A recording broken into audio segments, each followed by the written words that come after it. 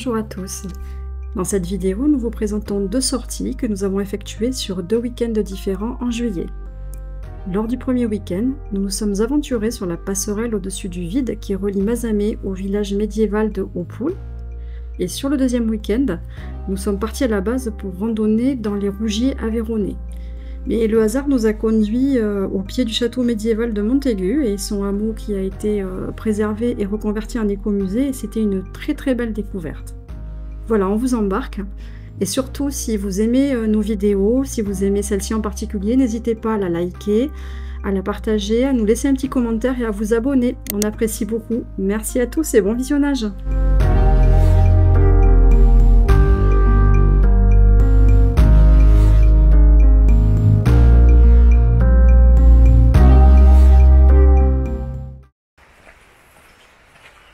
Alors nous allons par ce petit chemin là, aller jusqu'à la passerelle de Mazamet. Ah ouais, là c'est chaud. Ça commence fort, hein.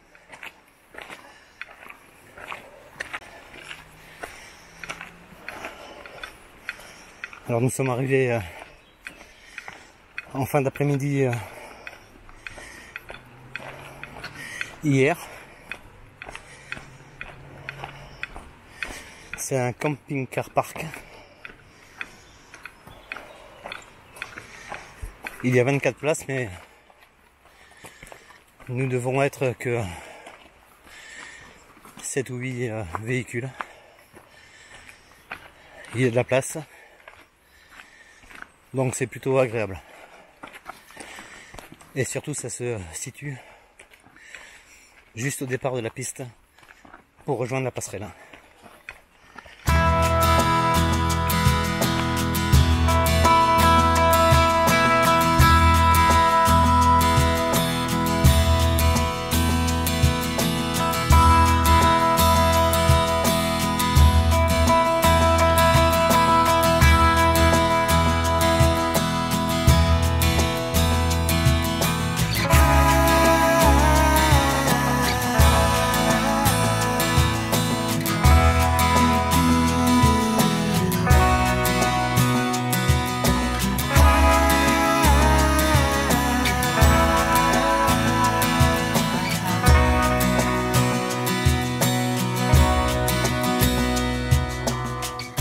Donc nous sommes à 385 mètres d'altitude.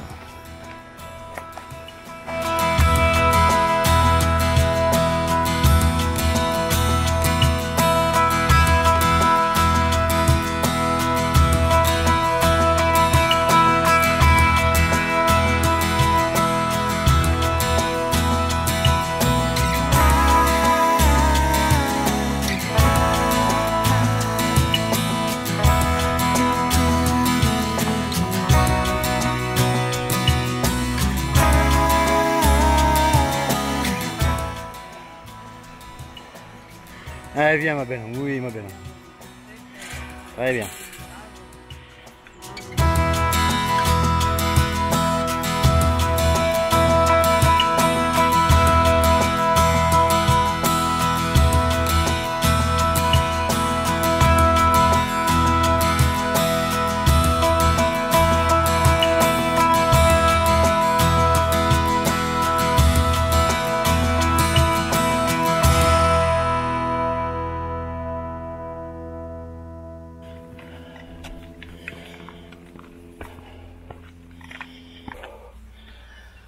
Voilà, on voit bien la passerelle de là. Ah, Nat. La passerelle, on la voit bien de là. À la tête de la croisade contre les Albigeois, Simon de Montfort se dirige ce deuxième dimanche d'avril 1212 vers Haut-Poul. Les croisés ont déjà soumis Béziers, Minerve et Carcassonne. Pierre de Vaux de Cernay, témoin et rapporteur de l'opération, est impressionné par le site. Les croisés établissent un campement au pied de la forteresse et construisent une pierrière. Les défenseurs, emmenés par Isarn, seigneur d'Haut-Poul, tentent une sortie mais sont refoulés. Les assaillants bombardent le château. Les assiégés demandent à parlementer. Un chevalier se présente à la porte et il est blessé par un tir d'arbalète. Le 11 avril au soir, profitant d'un épais brouillard, les assiégés tentent de s'enfuir mais les croisés les pourchassent. Le château est démantelé, incendié. Mais Haut-Poul redeviendra un centre actif de l'hérésie. Ah, ouais.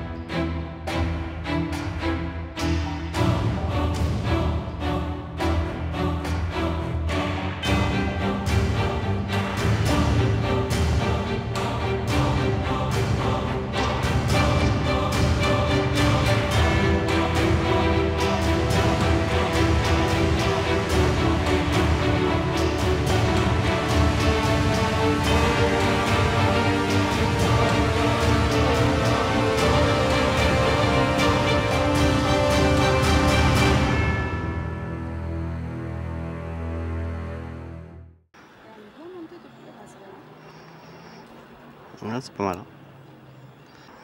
Ben, on a pris 300 mètres, hein. 300 et quelques. Hein. 3 km. On fait les 3 km hein. Ah ben on les fait, oui. Enfin, je pense, on sait. Non, nous, c'est le jaune qu'on suit. Ah. Chemin des Fontaines. Non. Donc là, c'est reparti. On monte fortement, a priori, pour ensuite redescendre vers une église. J'ai l'impression que ça va être ça tout le temps. Monter, descendre, monter, descendre.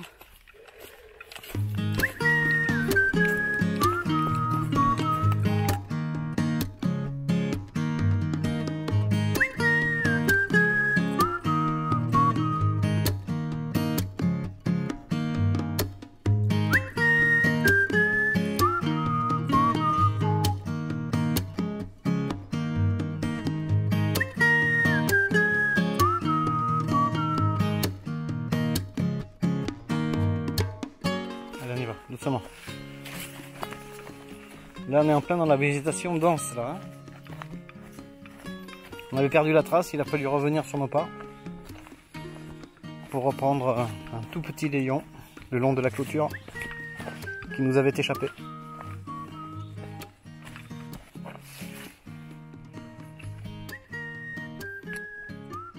Ça va? Oui. Ouais. Les erreurs. On est à son quota d'erreurs de navigation encore, le mappier.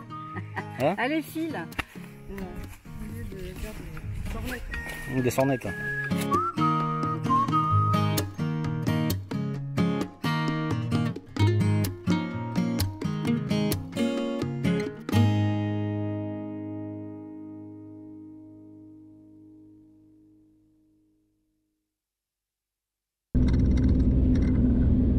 Nous sommes à la recherche d'un bivouac pour ce midi. Dimanche midi. Dimanche midi, juste avant de rentrer à la maison. Nous sommes pas très loin du lac de Saint-Ferréol, à Revel.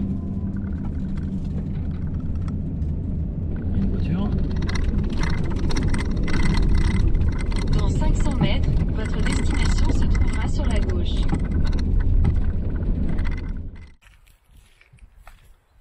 Voilà. Donc bon, ça me fait mal de l'avouer, mais une fois de plus, Doudou avait raison. On a trouvé un petit endroit, on a abandonné celui qu'on avait trouvé dans le village de Soual. Et on vient se poser ici sur ce petit endroit que je vais vous montrer à présent, avec une magnifique vue sur le lac de Saint-Ferréol.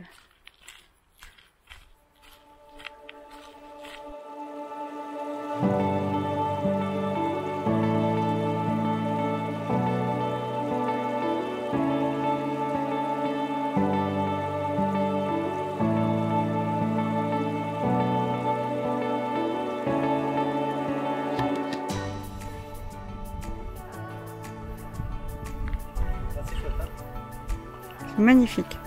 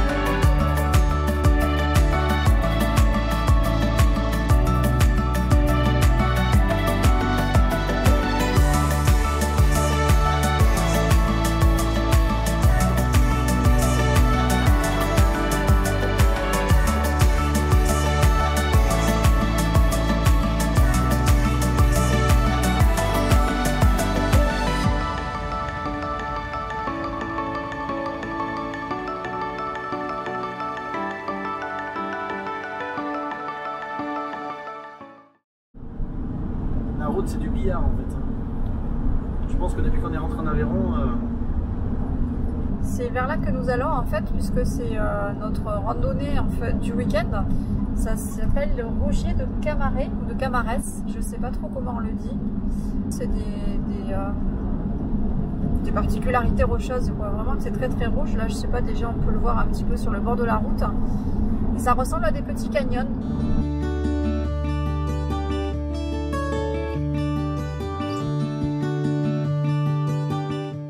en direction le château de Montaigut pour espérer trouver un spot pour bivouaquer cette nuit.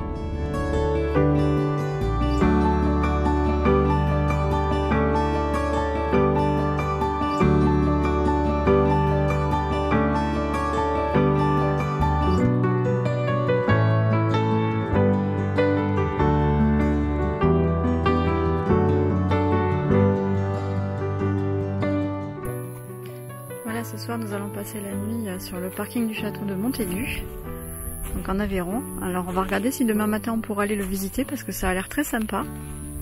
Et là on est installé sur le petit parking en gravier. On a un joli petit coucher de soleil. Bon, on est seul, hein. On est tranquille, on risque pas de se fâcher avec personne. Voilà, et on est posé ici. Vraiment pépère. La vue est magnifique, hein. On est cerné par les montagnes rouges. Et là, on va commencer à préparer la chose la plus importante, l'apéro. Et Cesca, elle, attend ses croquettes avec impatience. Alors, messieurs, vos impressions? Sur quoi, la bière? Sur le bivouac? Surtout. Bah écoute, on a roulé. Beaucoup, ouais. Beaucoup roulé. Ouais, c'était loin quand même. Mais le bivouac a l'air sympa là. Je pense qu'on va être pas mal. Ouais. Au calme. Allez. Comme ça demain on pourra aller visiter le château. Donc là on a ouvert 2 petites Corona, quelques cahuètes. Et puis on va trinquer. Allez. Chine. À tes 52 ans. Et à mes 52 ans, ouais. Parce qu'aujourd'hui c'est mon anniversaire.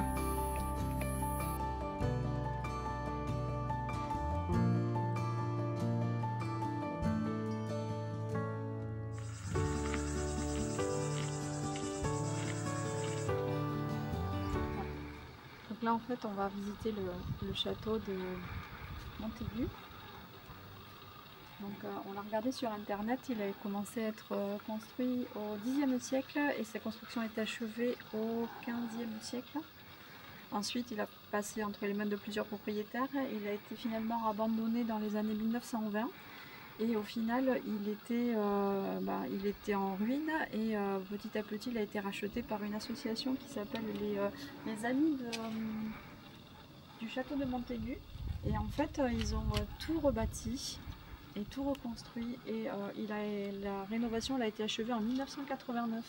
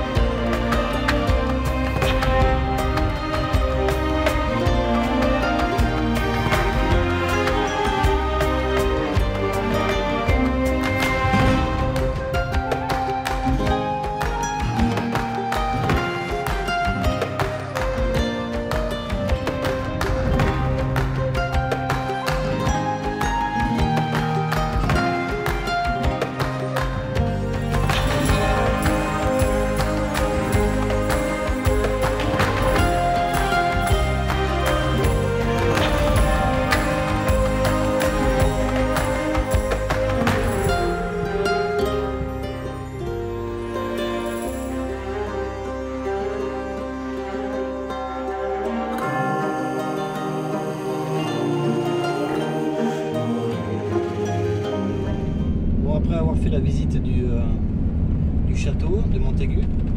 On a trouvé donc un spot pour y passer l'après-midi et peut-être aussi la nuit. On y va par là. Par là. On va voir, je fasse une marche arrière.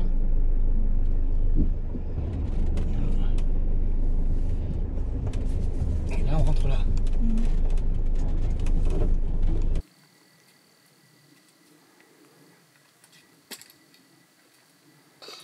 Concentration maximum. C'est le moment le plus important de la journée. C'est l'activité de fin d'après-midi. Alors, on va manger quoi? Des pâtes avec des petits raviolis là, mais déjà prêts, hein, des trucs industriels, mais qu'on agrémente avec des champignons qu'on fait revenir un peu avant.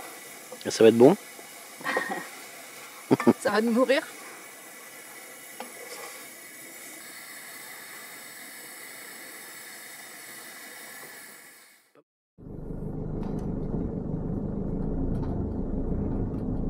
Je vais arriver à Gissac-Bas et en fait l'église et le cimetière ils sont à Gissac-Haut. Le cimetière il est là. Le parking doit être derrière. Ah, il était là. Ouais, c'est là.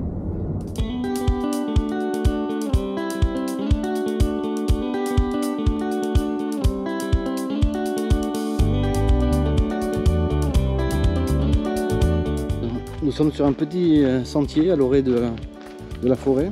Nous entamons la descente et on peut commencer à apercevoir en fait la terre qui devient de plus en plus ocre. Alors, je pense que dans pas longtemps on va voir quelqu'un sur le cul. On va prendre un peu d'avance, SK, comme ça on va pouvoir rigoler quand on va retourner la caméra. Bien souple sur le genou, Oui. juste un peu en avant. Ouais. Pas trop en avant, sinon tu fais un roulé boulet. C'est ça.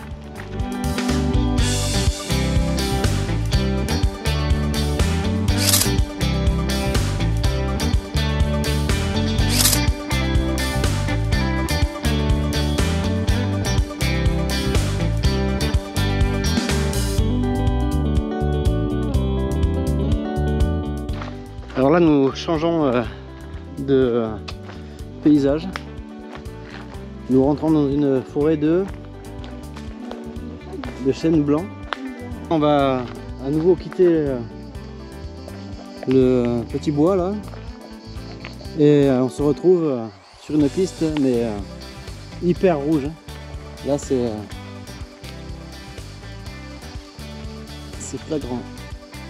La particularité, ce qui fait la couleur rouge en fait, c'est que ce sont de l'argile. C'est de l'argile en fait très très riche en oxyde de fer. Voilà. Ouais.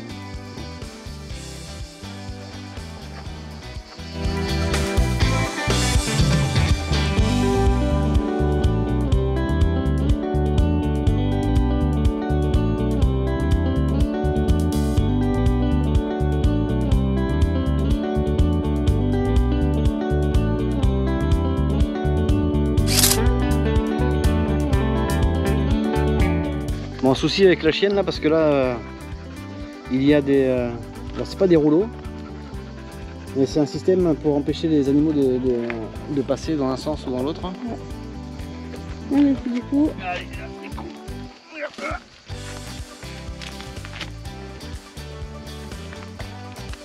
Et voilà. C'est tout bon. Maintenant je vais faire pareil avec la maîtresse. Non. Voilà, c'est calme. En fait, il faut tenir le chien.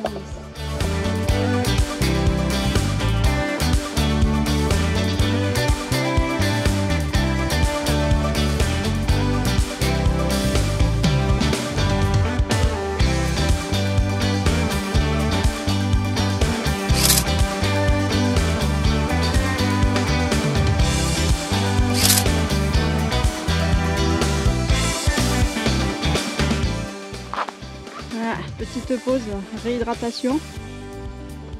On est à peu près un peu plus de la moitié du chemin, je pense. On a, je pense, terminé avec les canyons. À mon avis, on va rentrer par des petites pistouilles et des petites routes jusqu'au village de Gissac.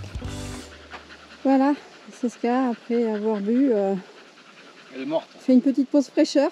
Elle est morte. Quand on part en rando, comme ça, on a sa petite gamelle d'eau pliable là qu'on amène partout. Elle a sa petite gourde. Et elle vient de nous siphonner toute notre eau. Ouais, aussi. Allez, on va pas tarder à repartir pour pas se refroidir. Alors là, on vient de faire la randonnée là et on se dirige vers un nouveau spot. On va voir si il est mieux que celui que nous avons quitté ce matin. Je vais faire demi-tour là. Je vais sortir par là-bas, je pense. Et on va repartir sur le spot. Je pense, on était ce matin. Parce qu'on était vraiment tranquille.